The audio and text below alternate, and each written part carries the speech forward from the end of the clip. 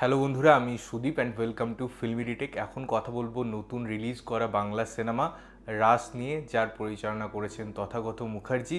এবং এখানে আমরা মুখ্য চরিত্রে অভিনয় করতে দেখছি বিক্রম চ্যাটার্জিকে, আছেন দেবলীনা এবং আরও অনেকে। তো এই সিনেমাটা আমার কেমন লাগলো, সিনেমার গল্প আমি আলাদা করে বলছি না, আপনারা যদি ট্রেলার দেখেছেন আপনারা বুঝতে পারছেন যে কোন জনারে গল্পটাকে বলা হচ্ছে বা নিয়ে যাওয়ার চেষ্টা করা হচ্ছে। অবশ্যই একটা ফ্যামিলি ওরিয়েন্টেড গল্প, সেখানে একজনের আশা এবং মানুষের অ্যাকসেপ্টেন্স বা তারপরে কীরকম কী ঘটনা ঘটছে এটা যদি আপনাদের জানতে হয়, আপনাদের যদি ট্রেলার ভালো লেগেছে তাহলে অবশ্যই থিয়েটারে গিয়ে সিনেমাটা দেখুন, কোনো কিছুর অপেক্ষা না করে, কারণ এটা একটা মাস্ট ওয়াচ সিনেমা। এবারে এই রকম সিনেমা নিয়ে যখন আমি কথা বলবো তারও আগে বলি যে আমি তরুণ মজুমদারের বিশাল বড় একজন ভক্ত এবং তার সিনেমা না আমাকে একটা উপলব্ধি দেয়।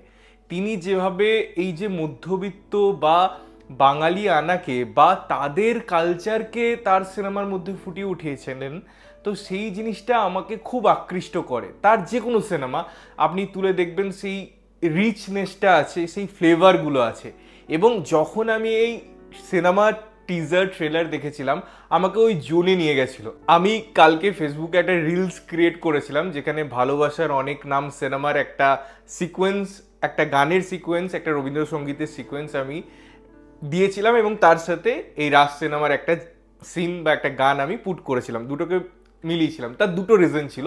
একটা হচ্ছে এই সিনেমার অভিনেত্রী দেবলীনার হাজব্যান্ড ওই সিনেমায় কাজ করেছেন এবং তাদের যদি ফ্রেমিংটা দেখি বা তাদের ওই সিকোয়েন্সটা দেখি, বেশ ওই ভালোবাসার অনেক নাম সিনেমাটার কথা মনে পড়াচ্ছিল এবং সেটা দেখলাম অনেকজন পছন্দ করেছে। আমি এটাই বলতে চাইছি যে তরুণ মজুমদারের সিনেমা হোক বা এই রকম ঘরানার সিনেমা হোক, আপনি দেখবেন তার মধ্যে যে স্নিগ্ধতাটা আমরা ফিল করতে চাই, যে উপলব্ধি করতে চাই, এই রাজ সিনেমাটা আপনাকে পরদে পরদে সেটা অফার করে।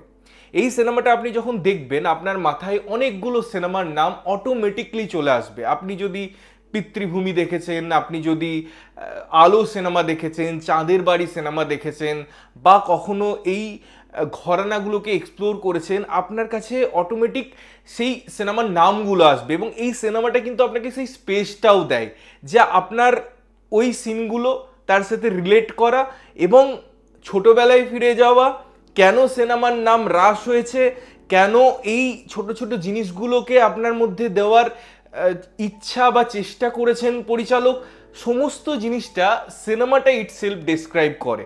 সিনেমার যে যে ছোট ছোট মোমেন্টগুলো আছে, যে জায়গাগুলো আছে না, সেগুলো আপনাকে ওই জায়গায় নিয়ে যাবে। ওই নস্টালজিক একটা রোলার কোস্টার যে জার্নি হয় না, তার মধ্যে নিয়ে যাবে, আপনি ফিল করতে পারবেন।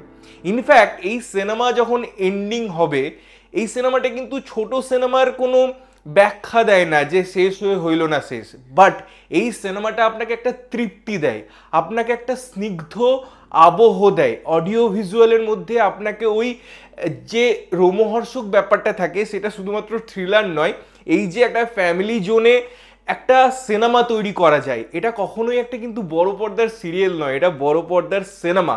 এবং এই যে সিরিয়াল এবং সিনেমার যে ডেফিনেশন বা পার্থক্যটা, সূক্ষ্ম পার্থক্যটা থাকে, এটা তথাদার কাছে শেখা উচিত যে তিনি একটা সিনেমাই বানিয়েছেন বড় পর্দায়। এবং যেটা বলছিলাম, আপনার সিনেমাটা শেষ হওয়ার পর চেয়ার ছাড়তে ইচ্ছা করবে না, আপনার মনে হবে যে আমি একটু স্থিরভাবে বসি, সিনেমার যে এলিমেন্টগুলো আমাকে এতক্ষণ প্রোভাইড করা হলো সেটা ফিল করি, সেই নস্টালজিক মোমেন্টগুলো আপনাকে ছেড়ে যেতে চায় না।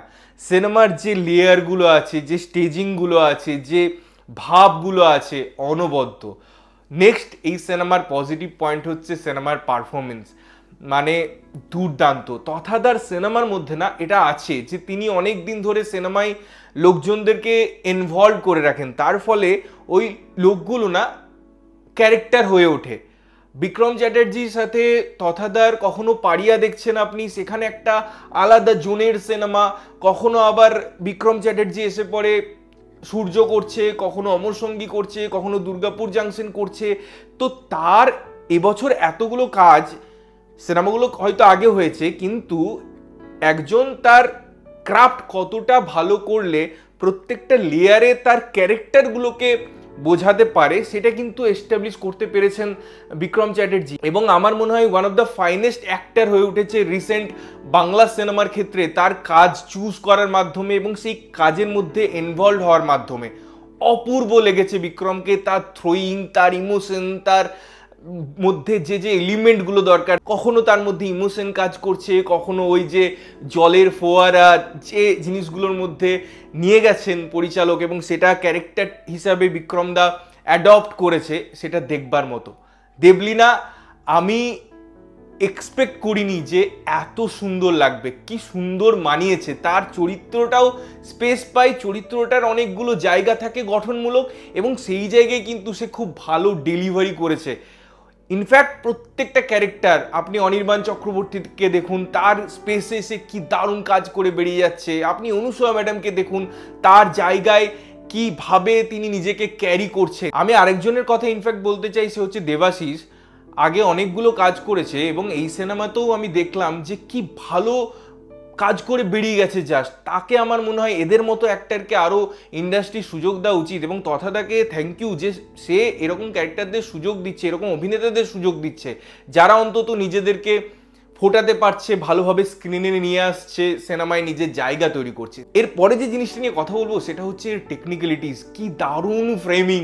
তথাদার আমি ভটভটি বলি, পারিয়া বলি বা ইউনিকর্নের যখন কথা বলি, একটা পোয়েটিক অ্যাপ্রোচ থাকে তার ক্যানভাসের মধ্যে। না, ওই যখন ক্যারেক্টারগুলো কথা বলে, ওই যখন গাছ কথা বলে, ওই যখন জল কথা বলে, দারুণ লাগে। এবং এই ক্যানভাসে ওই অডিও ভিজুয়াল যে ফিল দিচ্ছে, যে যে যে জায়গাগুলো ক্রিয়েট হয়েছে, যে ইমোশনাল জায়গাগুলো ক্রিয়েট হচ্ছে, তার সাথে সাথে দুর্দান্ত ফ্রেমিং আপনাকে মুগ্ধ করবে। অসম্ভব সুন্দর ফ্রেমিং, ক্যামেরার কাজ সেরকম, কালার সেরকম, মিউজিক, ব্যাকগ্রাউন্ড মিউজিক অপূর্ব এবং গানগুলো তো ইনফ্যাক্ট প্রত্যেকটা সুন্দর এবং তার সিনেমায় ইউজ আরও ভালোভাবে সেটা উপস্থাপিত হয়।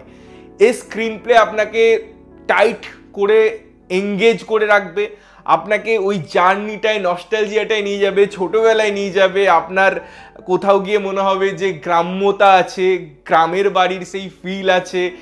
অবশ্যই তরুণ মজুমদারকে আপনি খুঁজে পাবেন, আমি বারবার এই কথাটা বলছি।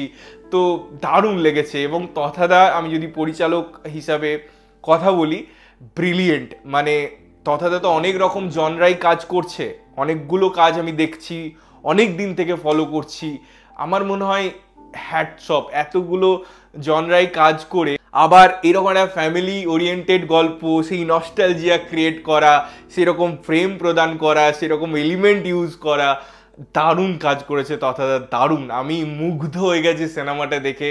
রাস অনেক দিন আমার মধ্যে রাস রাখবে এবং আমি আবার সিনেমাটা দেখার জন্য মুখিয়ে আছে। আমি আরও একবার বড় পর্দায় এই সিনেমাটাকে এক্সপিরিয়েন্স করতে চাই। এরকম খুব কম হয় যে একটা সিনেমা বড় পর্দায় দেখে আবার মনে হয় যে পরে টিভিতে দেখে নেবো, বাট এই সিনেমাটা না, বড় পর্দাতেই দেখতে একটা ম্যাজিক ক্রিয়েট করছে। তাই আপনারা যদি চাইছেন এই সিনেমাটাকে কনজিউম করতে, দেরি না করে থিয়েটারে দেখুন, কারণ থিয়েটারে এই সিনেমাটা একটা আলাদা ম্যাজিক ক্রিয়েট হবে।